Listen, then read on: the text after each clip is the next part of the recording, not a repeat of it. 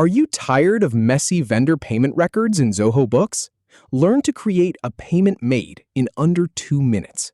I'll walk you through the exact steps, from opening Zoho Books to reviewing the final payment record.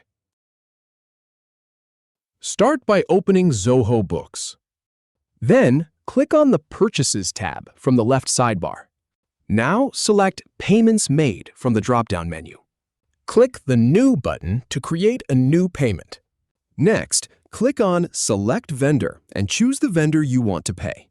For example, click on Bobby AI. Type in the payment amount.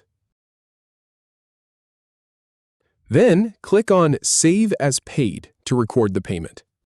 Click on Continue to Save to confirm.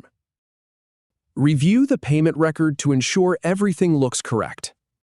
If you have any feedback or if any info is inaccurate, please leave a comment below. We'll do our best to answer or redo the video if needed. Thanks for watching.